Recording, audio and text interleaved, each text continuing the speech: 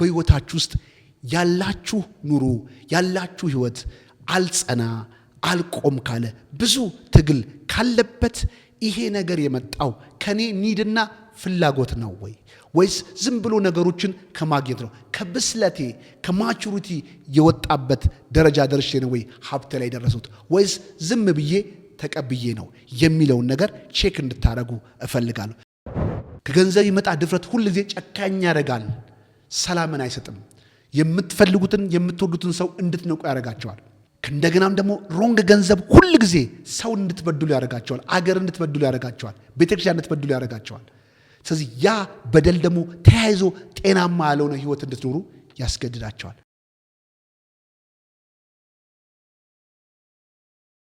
ሰላም እንዴት ናችሁ?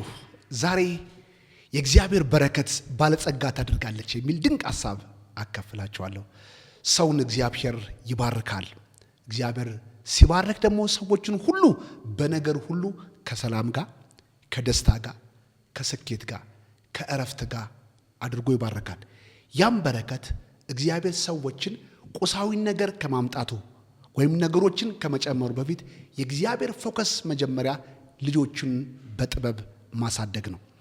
እኔ እናንተን ባላደግንበት ማቹር ባልሆንበት ነገሩን ልንቆጣጠረው በማንችለው በማንኛውም ፊዚካል ነገር አይባርከንም። ምክንያቱም እግዚአብሔር ካገኘነው ሀብት በላይ እሱ አፍቃሪ ስለሆነ ልጆቹን ደስታ፣ የልጆችን ሰላም፣ የልጆችን ስኬት፣ የልጆችን መኖር ስለሚያስቀድም፣ ስለዚህ ነው እግዚአብሔር በረከት የመጀመሪያ ቁሳዊ ነገር ከመስጠት ከማድረጉ በፊት እኛን ማብሰል ይቀድማል። ለምን? እኛ ስንኖር ነው ሀብቱ መኖር የሚችለው። እኛ ስንኖር ነው ሌሎችን መጠቀም የምንችለው። እኛ ሳንኖር፣ እኛ በሰላም ሳንገኝበት፣ እኛ በእረፍት ውስጥ፣ እኛ በደስታ ውስጥ ሳንኖር በነገሮቹ ላይ ብንኖር እኛ ሞተን ቁሳዊ ነገር ቢኖረን ምን ጥቅም አለው? ስለዚህ የእግዚአብሔር ፎከስ ስላገኘነው ነገር ሳይሆን ስለኛ ነው ፎከሱ። ስለዚህ ነው በናቹራል አባት ሂደት ውስጥ አንድ ነገር ላስተምራችሁ። ማንኛውም እናትና አባት የወደደውን ልጅ እስከ 18 ዓመት ራሱን እስኪችል ድረስ ቢውልድ የሚያደርገው የመጀመሪያ ማንነትን ነው፣ ጤናማ ኑሮን ነው፣ ጤናማ ህይወትን ነው። ስለዚህ በብዙ አይነት ዲሲፕሊን፣ በብዙ አይነት ማቹሪቲ፣ በብዙ አይነት የህይወት ጤናማ ስርዓት ካበሰሉ ፉል ከሆነ በኋላ ለሚፈልገው ሀብት ለሚፈልገው ህይወት ብቁ እንደሆነ ስለሚያስቡ ሀብትን ያካፍላቸዋል። ለምን? ሀብቱ ማግኘቱ ብቻውን ሳይሆን ለልጁ ስኬት ያገኘውን ነገር ጤናማ በሆነው መንገድ ይመራዋል ወይ ያስኬደዋል ወይ? የመጣው ሀብት እሱ ጋር ልጄ ጋር ሲመጣ ሳያጠፋው ዳሜጅ ሳያደርገው በትክክለኛው ማኔጅ አድርጎ እሱም ተጠቅሞበት ለሚቀጥለው ትውልድ ማስተላለፍ ይችላል የሚል ስጋትና ናፍቆት አላቸው። እኛ ሰው ሆነን ልጆቻችን ይሄን ያህል ካሰብን እግዚአብሔር እንዴት አበልጦ ለኛ አያስብም? ስለዚህ እግዚአብሔር የመጀመሪያው ከኛ ህይወት ላይ ከመምጣቱ በፊት ወይን ጠጁ ከመምጣቱ በፊት እግዚአብሔር የሚያስበው ስለማድጋው ነው። ስለዚህ ነው ወይን ጠጁ አዲስ ወይን ጠጅ በአሮጌው አቅማዳ ምን ያደርግም? አይከተተም። ለምን? አቅማዳውም ወይን ጠጁም ኮምፓቲብል እንዲሆን እንዲጠባበቁ ወይን ጠጁን እንደ ሀብት አስቡት፣ አቅማዳው ደግሞ የኛን አስተሳሰብ አስብላችሁ አስቡት። ስለዚህ የሚመጣው ማንኛውም ብሌሲንግ እኔ እናንተ እንድንጠብቀው ማቹሪቲ ይዘን ብስለት ይዘን ነገሩን በትክክል ማኔጅ ማድረግ ካልቻለን የሚመጣው ማንኛውም ሀብት የአሮጌውን ማደጋ ቀዶት ያልፋል። ስለዚህ ብዙ ሰዎች ከድህነት ከማጣት ከተጎዱት ይልቅ በሀብት የተጎዱት ጉዳት ይበልጣል። ያ ደግሞ ዲስትራክቲቭ ነው፣ አያቆየንም። በብዙ አይነት አቅምና ጉልበት ስለመጣ ጥፋታችንን ምን ያደርገዋል? ያፈጥነዋል። ስለዚህ ማግኘት ማጣት ብቻ አይደለም ይጎዳል፣ ማግኘትም ትልቅ ዳሜጅ ሊያመጣብን ይችላል። ስለዚህ የእግዚአብሔር በረከት ባለጸጋ አድርጋ ሐዘንን አትጨምርብንም፣ መከራን አትጨምርብንም። ለምንድን ነው? በስለን ማቹርድ ሆነን ለነገሩ ብቁ ሆነን እግዚአብሔር ሀብት ላይ እንድንገኝ ስለሚያደርገን። ዛሬም በሕይወታችሁ ውስጥ ያላችሁ ኑሮ ያላችሁ ህይወት አልጸና አልቆም ካለ ብዙ ትግል ካለበት ይሄ ነገር የመጣው ከኔ ኒድና ፍላጎት ነው ወይ? ወይስ ዝም ብሎ ነገሮችን ከማግኘት ነው? ከብስለቴ ከማቹሪቲ የወጣበት ደረጃ ደርሼ ነው ወይ ሀብት ላይ ደረሱት? ወይስ ዝም ብዬ ተቀብዬ ነው የሚለውን ነገር ቼክ እንድታረጉ እፈልጋለሁ። ስለዚህ እግዚአብሔር በረከት ባለጸጋ ታደርጋለች የሚለው የመጀመሪያውን ነገር አሳያችሁ። እግዚአብሔር የመጀመሪያ ሀብትን እንድናፈራ ወይም ደግሞ ውጤትን እንድናመጣ የሚያደርገው የመጀመሪያ በአገልጋይነት መንፈስ ነው፣ ወይም ደግሞ በታለንታችንን ነው። ስለዚህ እግዚአብሔር የመጀመሪያ ማንም ሰው ታለንቱን፣ ህብረተሰቡን፣ አካባቢውን ሰርቭ የሚያደርግበትን አቅሙን ነው እንዲለይ የሚያደርገው። ያንን አቅም ያን ችሎታ ለይተን ለህብረተሰቡ ሰርቭ እንድናደርግ ሰርቪስን እንድናቀርብ እግዚአብሔር ያደርገናል። ከዛ ሰርቭን ስናደርግ ስናገለግል ሰውን ስንጠቅም ያ የምንጠቅመው የምናገለግለው አገልግሎት ምን ያደርግልናል ማለት ነው? ሀብትን ያመጣልናል። ስለዚህ የሀብቱ ምንጭ የምናገለግለው አገልግሎት ወይም ደግሞ የምንሰጠው ታለንት ነው እንጂ ቁሳዊ ነገርን መውደዳችን አይደለም ማለት ነው። ከዚህ በእግዚአብሔር በጥበብ የተባረከ በረከት ሁሉ ለትውልድ ለእሱም አልፎ ጄኔሬሽን የሚጸና ሀብት የሚያፈራው ከእውቀቱ ከታለንቱ ሀብትን ሲያፈራ ነው። ለዚህ ብዙዎቻችን ሀብቶቻችን በሆነ ኤጅ ላይ መቋረጥ የሚጀምረው ቁሳዊውን ነገሩን አገኘ ነው እንጂ ያንን ነገር የሚያስቀጥል ጥበባችንን ወይም ደግሞ ታለንታችንን አላገኘንም ማለት ነው። ስለዚህ ይህንን ታለንት ይህንን ዊዝደም አግኝተን ሀብት ማፍራት ከጀመርን እኛ ብቻ አይደለም ትውልዳችንን በዛ ሀብት እየረሰረሰ እየተባረከ ይሄዳል። በቀላሉ ልንገራችሁ፣ ዛሬ እናንተን እንድትኖሩ የሚያደርጋችሁ እናንተን እንድትባረኩ የሚያደርጓችሁ እናንተን የሚሰጧችሁን ገንዘብን የሚያደርጉላችሁ ሰዎች ሳይሆን እናንተ ውስጥ የተቀመጠውን ታለንት ተመልክተው ነው ህብረተሰቡም እናንተም በህብረተሰቡ ላይ ጤናማ በሆነ ህይወት እንድትኖሩ የሚያደርጋችሁ። ለምሳሌ አንድ ሰው አናጢ ቢሆን እሱ የሚያስበው ያ የአናጢነት ወይም ደግሞ እንጨት ሰራተኝነት እውቀት በውስጡ አለ። ያ እውቀት ይገለጣል። ከዛ ጥሩ ጠረጴዛ፣ ጥሩ ወንበር፣ ጥሩ አልጋ ይሰራል። ስለዚህ ሁላችንም አልጋ ስንፈልግ፣ ወንበር ስንፈልግ ይህንን ባለሙያ አይምሯችን ውስጥ እናስበዋለን። ስለዚህ ብራችንን ከባንካችን አውጥተን በሩን አንኳኩተን እንሄዳለን።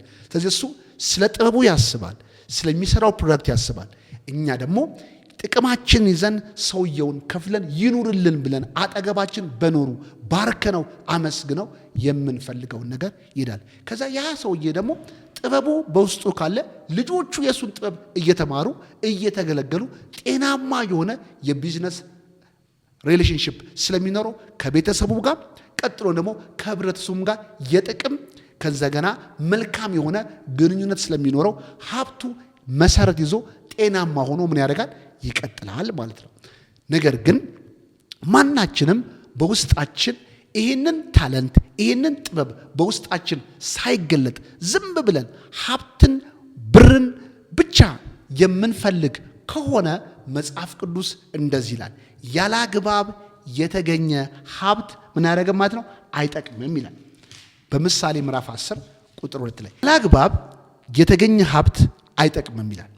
አያችሁት? ያላግባብ ማለት ታለንቶቻቸውን ሳያውቁ አገልጋይነታቸውን ሳይሰሩ ቁሳዊን ብር ብቻ የሚፈልጉ ሰዎች ሊያገኙት ይችላሉ።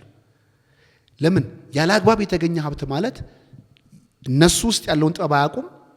እነሱ ውስጥ ያለውን የአገልግሎት ወይም የማገልገል ጸጋ ወይም ደግሞ ጉልበታቸውን አይሰጡም። ነገር ግን ምን ይፈልጋሉ ማለት ነው? ብሩን ብቻ ይፈልጋሉ፣ ወይም ቁሳዊ ነገር ብቻ ይፈልጋሉ። በዚህ አይነት መንገድ የሚሄዱ ሰዎች ምናልባት ሀብትን ሊያገኙ ይችላሉ፣ ቁሳዊን ነገር ሊይዙ ይችላሉ። ነገር ግን ምን ያደርጋቸውም? አይጠቅማቸውም። ይህ ሀብት በሕይወታቸው ላይ ሐዘንን ይጨምራል፣ መከራን ይጨምራል፣ ብዙ ወጥመድን ያመጣል። ብዙዎች ይህንን ገንዘብን ወይም ቁሳዊን ነገርን ብቻ በማሰብ የሚኖሩ የሚፈልጉ ሰዎች ሀብትን ኢሌጋል በሆነው መንገድ እንዲያገኙ ኃይልን በውስጣቸው ሊያስቀምጥባቸው ይችላል።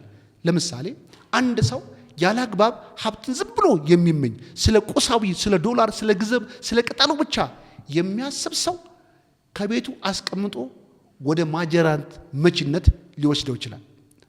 ይህም ደግሞ ምንድነው መሰላችሁ? በቃ በጣም በዚህ ነገር ኦብሰስ ስለሆነ ስለተሞላ በጨለማ ተነስቶ የሰዎችን ሀብት የሰዎችን ዕቃ የሰዎችን ሀብት እስኪቀማ ድረስ ኢንስፓየር ሊያደርገው ይችላል። ይህ ወረስት ሲሆን በጣም ደካማ በሆነ መንገድ የሚገለጥ መገለጥ ነው። ሀብትን ብቻ ዝም ብሎ መመኘትና መፈለግ። ሁለተኛው ኤክስትሪም ደግሞ ሰዎች ሀብትን በጣም ቁሳዊ ገንዘብን ብቻ የሚመኙ ከሆነ ደግሞ በደንብ ፕሮፌሽናል ነው እንደዛ ወጥተው ጎዳና ወጥተው ማጅራት ባይመቱ ባይነጥቁ ባይቀሙ ፈቃድ አውጥተው ቢዝነስ ተቋም ገንብተው የተለያየ ነገር በማድረግ በማታለል የሰዎችን ባለማወቅ በቢዝነስም በተቋምም ማጅራት መጪዎች አሉ። ለምን? አንድን ሀብት ተገቢ ባልሆነው መንገድ ኤክስትሪምሊ በማትረፍ በማጭበርበር ሀብትን የሚሰበስቡ ሰዎች አሉ። እነዚህ ሰዎች ስታዩቸው እንደ ዱርዬ ወይ እንደ ማጅራት መጪ እንደ ወንበዴ ሊታዩ ይችላሉ። ለምን? ስም አላቸው፣ ከእንደገናም ደግሞ ከቨሬጅ አላቸው። ግን ውስጣቸው ቀማተኝነት ነው። ውስጣቸው ግሪድ ነው ያንን ነገር እንዲያደርጉ የሚያደርጋቸው። ሩቅ አገር ሄደው ርካሽ ዕቃ ገዝተው የማይጠቅም ምግብ ገዝተው የማይጠቅም ዘይት ገዝተው ለህብረተሰቡ በማቅረብ በርካሽ ገዝተው ውድ በማትረፍ እነሱ ትርፋማ እንደሆኑ ሊያስቡ ይችላሉ። ግን በውስጣቸው ተገልጦ ቢታይ ገንዘቡን አመረቱት እንጂ ውስጣቸው ቀማተኝነት ነው።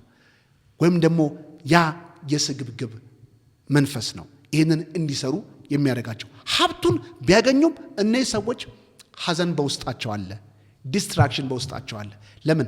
ሰርቭ በማድረግ ጤናማ በሆነው መንገድ ለሰው ሊጠቅም የሚችል ነገር ሳይሰሩ ስለሚያገኙት ሰውን ቢያዋሹ ራሳቸውን ሊዋሹ አይችሉም። ስለዚህ የሚመጣው ሀብት ሰላምን አያመጣላቸውም፣ እረፍትን አያመጣላቸውም፣ ፍሬያማነትን አያመጣላቸውም። ያለ አግባብ የሚገኝን ሀብትን ቁሳዊ ነገር ከመመርቀን ያንን ነገር ለማግኘት ብሎ ብዙ ከመፈለግ ያንን ነገር ለማግኘት ከምናጠፋው ጊዜ ውስጣችን ህብረተሰቡን አካባቢውን ሁሉ በፍቅር ሰርቭ የምናደርግበትን የሰዎችን ህይወትን የምናቀልበትን ታለንታችንን ጥበባችንን የምንገልጥበትን ዕውቀት ብንፈልግ እኛም ተጠቅመን ህብረተሰቡን ተጠቅመን ሰላም ያለውን ሀብት በመስራት እንችላለን። በምድራችን ላይ ብዙ አግባብ የሌለውን ሀብት ያመረቱ ወይም ያ ፍሬ ያመጡ ሰዎች ሁሉ ዛሬ ሀብቶቻቸው በፎቅ ሊገለጥ ይችላል፣ በፋክተሪ ሊገለጥ ይችላል። ነገር ግን እነሱም አይደለም ልጆቻቸውም ጋርም ሀብቱ አልደረሰም። ያ የሆነበት ነገር ምንድነው? ኢሌጋል የሆነ መሰረት አልባ ሀብት ስለሆነ ነው። ስለዚህ ሰዎችን በማገልገል በመጥቀም የፈራ ፍሬ ስላልሆነ ሊጠበቅም አይችልም። እዚህ ሮንግ ወይም ደግሞ አላግባብ የሚገኝ ሀብት በህይወታችን ላይ የሚሰጠን የራሱ ትምህርት አለ። ይህ ያላግባብ የተገኘ ሀብት ምናልባት ምን ታደርጋላችሁ? ትልቅ ትዕቢተኛ ሊያደርጋችሁ ይችላል። የማይገባ ፕራይድ በውስጣችሁ ሊያስገባችሁ ይችላል። ምንም እንደማትሆኑ ሁሉ ነገር የበላይ እንደሆናችሁ ሊያደርጋችሁ ይችላል። በጊዜው የሆነች ፌክ ሆነ ከፍታ ውስጥ ሊያስቀምጣችሁ ይችላል። ግን መሰረት አልባ ስለሆነ ሁል ጊዜ በፍርሃት እንድትኖሩ ያደርጋችኋል። ለምን? ያገኛችሁት ሀብት መሰረት ስለሌለው ሁል ጊዜ አንድ ቀን እወድቃለሁ የሚል ስጋት በልባችሁ ውስጥ ይቀመጥባቸዋል። ሌላው ያለ አግባብ ሀብት ማለት ኢሌጋልና ጤናማ ያልሆነ መንገድ ስለምትሄዱ ያንን አይነት ነገሮች ለማግኘት ከብዙ ሰዎች ጋር ልትጣሉ የማይገባ መንገድ ናችሁ፣ ሰዎችን ተሳዝኑ ትችላላችሁ። ስለዚህ ብዙ ጠላትን ታፈራላችሁ ማለት ነው። ብዙ ጠላት ደግሞ ካፈራችሁ ብዙ ፍርሃት አለባችሁ ማለት ነው።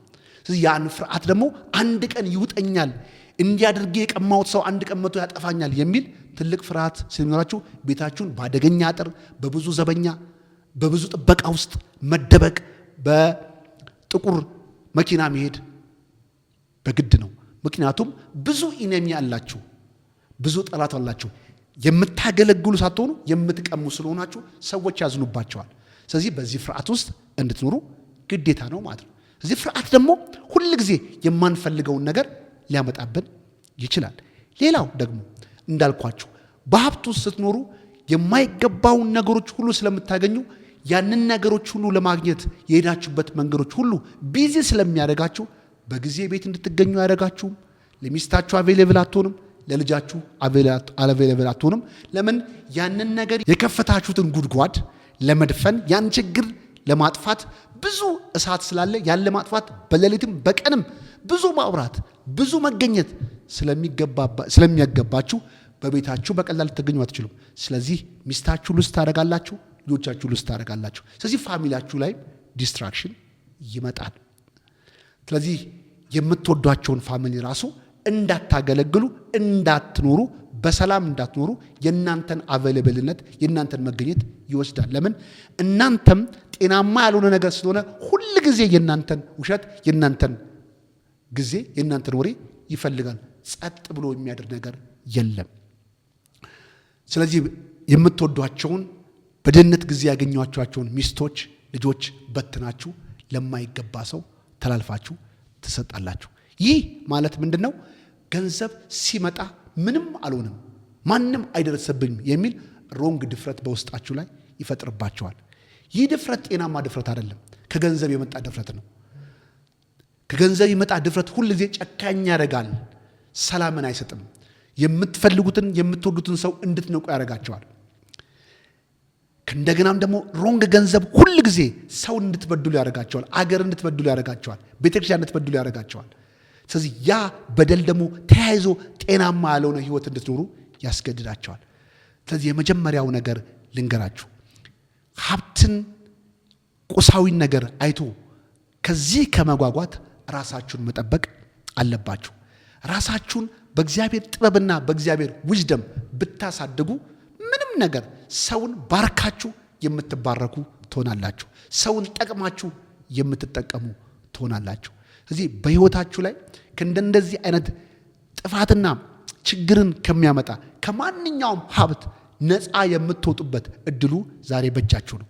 ይህንን ጥፋት ሊያመጣ የሚችል ነገር ውስጥ ከመኖር ራስን አረጋግቶ እግዚአብሔር ለእናንተም ለሰውም በረከት የምትሆኑበትን ሀብት ውስጥ ለመግባት ራሳችሁን እንድታረጋጉ መክራቸዋለሁ። እንደነዚህ አይነት ጠቃሚ የሆኑ መጽሐፍ ቅዱስ ውስጥ ያሉ በእርጋታና በጥበብ የሚገኙ ሀብቶችን እንዴት ማፍራት አለብን የሚል በጣም መልካም ትምህርቶች አሉ። እንደነዚህ አይነት ትምህርቶችን በስፋት እና በብዙ መንገድ ይዘን ስለምንመጣ ይህን ትምህርት ለመከታተል የምትፈልጉ ወይም ደግሞ በዚህ አቅጣጫ ጥያቄ ያለባችሁ ሰዎች ሁሉ በኮሜንታችን ላይ ወይም በስልካችሁ ደውላችሁ ምክርንም ማግኘት ትችላላችሁ። ወይም ደግሞ ይህንን ትምህርትንም ማግኘት ትችላላችሁ። በጣም መልካም የሆኑ ትውልድን ሊያነጹ የሚችሉ የተረጋጋ ቢዝነስን የተረጋጋ ስራን መፍጠር የሚችልበት ትልቅን ጥበብ ከእግዚአብሔር ቃል እንማራለን። ይህንን ትምህርት ለወንድሞቻችሁ፣ ለቤተሰቦቻችሁ፣ ለሰዎች ሁሉ ሼር ማድረግን አትርሱ። ተባርካችኋል።